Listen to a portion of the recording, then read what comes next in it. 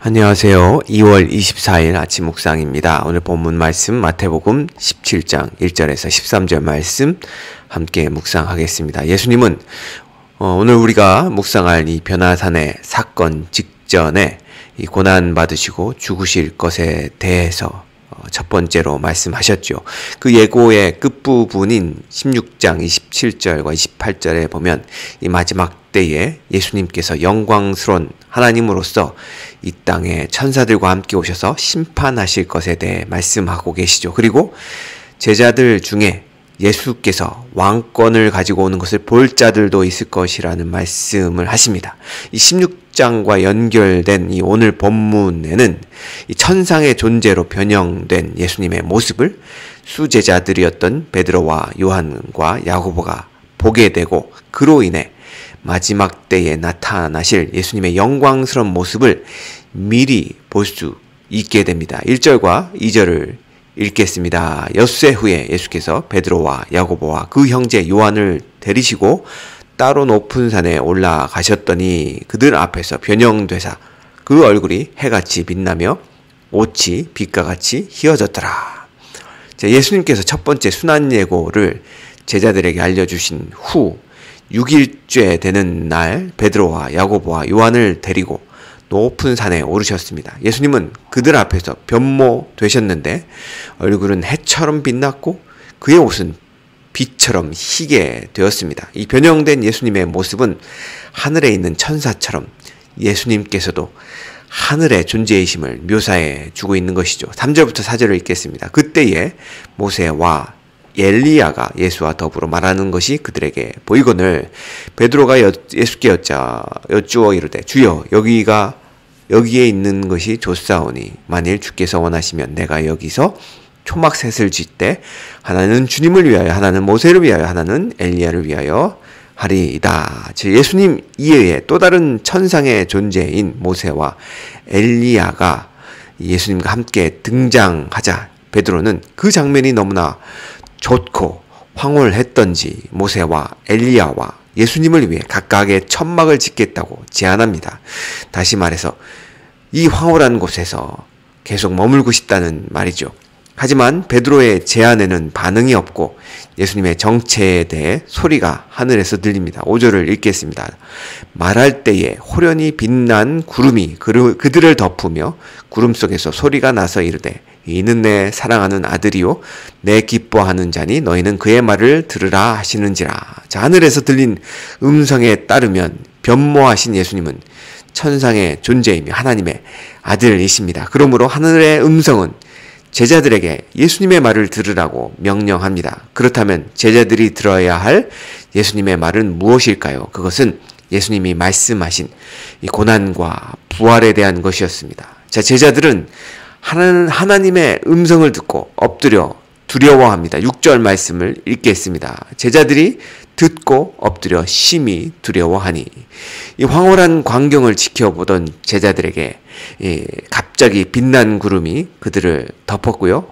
그 속에 들린 하나님의 음성에 제자들은 차마 얼굴을 들지 못하고 두려워 떨고 있는 것입니다. 구름은 하나님의 임재를 상징합니다. 출애굽 당시에 광야에서 하나님은 구름으로 이스라엘 백성들을 인도하셨습니다. 또한 빛난 구름은 하나님의 영광을 상징합니다.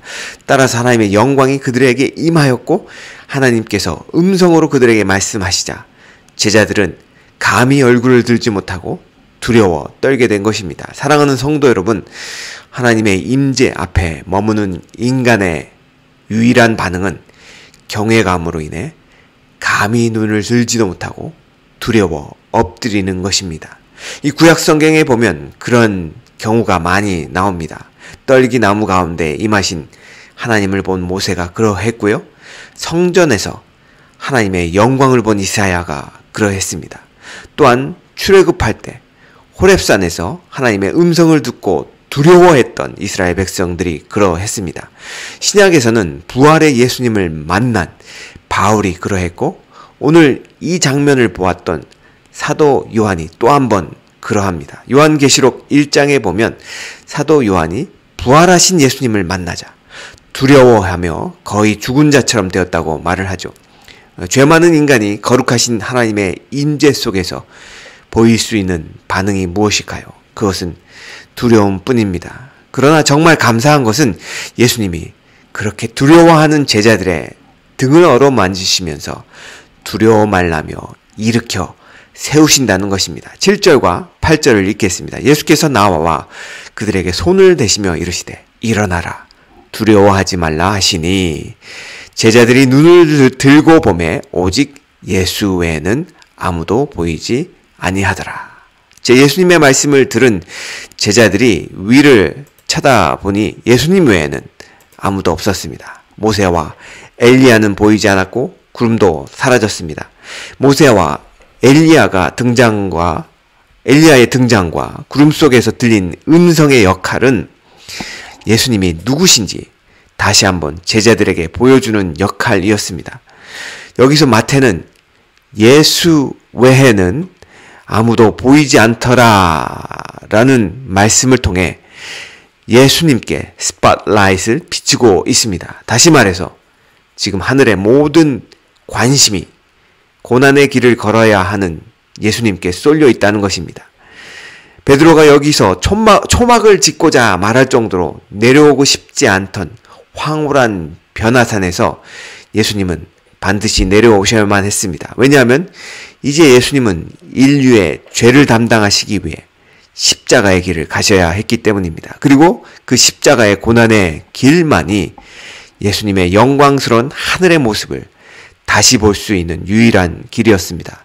이제 제자들과 함께 산에서 내려오는 길에 예수님은 산에서 본 것을 아무에게도 알리지 말라고 명령하십니다. 9절 말씀을 보겠습니다. 그들이 산에서 내려올 때에 예수께서 명하여 이르시되 인자가 죽은 자 가운데서 살아나기 전에는 본 것을 아무에게도 이르지 말라 하시니. 자, 예수님은 왜 제자들에게 본 것을 아무에게도 이르지 말라고 하셨을까요? 그것은 만일 제자들이 영광스러운 광경에 도취되어서 이 사실들을 사람들에게 알림으로 무리들이 또 잘못된 메시아의 사상으로 예수님의 십자가의 사역을 방해할 수 있기 때문이었습니다. 사랑하는 성도 여러분, 이제 하늘의 모든 관심이 예수님께 향하고 있습니다. 변화산에서 영광스럽게 변모한 예수님을 향해 군중들은 이제 십자가에 못 박으라고 소리칠 것입니다. 예수님은 군중들 앞에서 수치를 당하고 십자가에 달려 죽으실 것입니다. 그렇지만 그 예수님은 그 고난의 길을 거치신 후에 3일 만에 다시 부활하셔서 오늘 우리가 본 것처럼 다시 영광스러운 모습을 제자들에게 나타내 보이실 것입니다. 예수님께서 그렇게 고난의 길을 가시는 그것은 하나님의 뜻에 순종하시기 위함이셨습니다. 그리고 교회와 성도들은 너희는 그의 말을 들으라는 하나님의 음성에 순종하여 예수 그리스도께 복종해야 합니다. 그리고 우리도 예수님이 가신 고난의 길을 믿음으로 순종하며 가야 합니다. 그러나 그 고난의 길 끝에는 영광의 주님이 우리를 향해 서 계신다는 사실입니다. 10절부터 13절에는 이 산에서 내려오는 제자들이 예수님께 엘리야에 대한 궁금한 점을 묻는 대화의 장면이 나옵니다. 10절부터 11절을 읽겠습니다. 제자들이 물어 이르되 그러면 어찌하여 서기관들이 엘리야가 먼저 와야 하리라 하나이까? 예수께서 대답하여 이르시되 엘리야가 과연 먼저 와서 모든 일을 회복하리라. 예수님의 명령을 들은 제자들은 의도적으로 주제를 엘리야로 향합니다. 그들이 모세가 아닌 엘리야에게 관심을 기울인 것은 구약 성경에서 메시아가 오기 전에 엘리야가 먼저 와야 한다고 예언했기 때문입니다. 제가 어제 언급한 것처럼 이 말라기 4장 5절부터 6절이 그렇게 예언하고 있습니다. 엘리야가 와서 마음을 돌이키는 작업을 할 것이라고 예언하고 있다는 것입니다. 그리고 그 작업을 한 선지자가 바로 침례 요한이었던 것입니다. 12절부터 13절입니다. 내가 너희에게 말하노니 엘리야가 이미 왔을 때 사람들이 알지 못하고 임으로 대우하였도다. 인자도 이와 같이 그들에게 고난을 받으리라 하시니 그제서야 제자들이 예수께서 말씀하신 것이 침례 요한인 줄을 깨달으니라. 예수님은 침례 요한이 받은 고난과 죽음을 예수님 자신과 다시금 연결시키면서 예수님의 고난과 죽음에 대해서 또다시 설명하시죠. 이 침례 요한이 말라기 선지자가 예언한 엘리야였음에도 사람들이 알지 못하고 함부로 임으로 대한 것처럼 그리스도이시며 하나님의 아들이신 예수님을 향해서도 그렇게 할 것에 대해 말씀하고 계십니다. 사랑하는 성도 여러분, 오늘 변화산에서의 이 영광스러운 예수님은 이제 갈보리 산에서 십자가로 그곳으로 향하고 계십니다. 그리고 모든 하늘의 관심이 그 예수님의 한 걸음 한 걸음에 쏠려 있습니다. 구약의 율법을 대표하던 모세와 구약의 선지자들을 대표하던 엘리야가 더 이상 보이지 않게 되며 하나님의 임재 속에 들리던 음성도 더 이상 들리지 않습니다. 율법과 예언과 하나님의 띠오파니 곧 현현은 그 역할을 다했습니다. 이제 이 세상을 구원하기 위한 역할은 오직 예수님의 어깨 위에 달렸습니다. 오직 예수님만이 새 출애굽과 새 언약의 시대를 가져오실 수 있는 분이십니다. 8절을 다시 한번 읽겠습니다. 제자들이 눈을 들어보매 오직 예수 외에는 아무도 보이지 않더라. 사랑하는 성도 여러분, 오직 예수님만이 우리의 길이요 진리요 생명이십니다. 그분을 통해서만 우리는 하나님 앞에 나아갈 수 있습니다. 더불어 우리의 신앙의 목표는 그 예수님을 닮아가는 것입니다. 고난을 통해 영광으로 나아가셨듯이 우리도 믿음으로 주님 되시는 예수님께 순종함으로써 예수님의 영광에 동참하시는 성도님들이 되시길 주님의 이름으로 축원합니다. 기도하시겠습니다. 하나님의 본체로서 형언할 수 없는 광채를 지니신 예수님, 십자가의 죽음 전에 제자들을 위로하시고 소망을 주시고자 부활 영광을 미리 보여주신 그 배려와 사랑이 얼마나 아름답고 감사한지 모르겠습니다.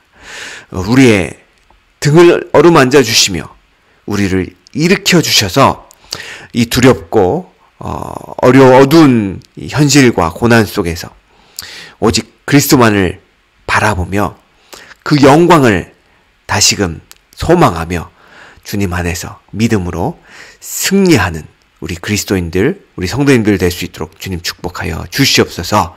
그 소망 가운데 우리를 기쁨으로 인도하실 주님을 찬양하며 예수님의 이름으로 기도하였습니다. 아멘.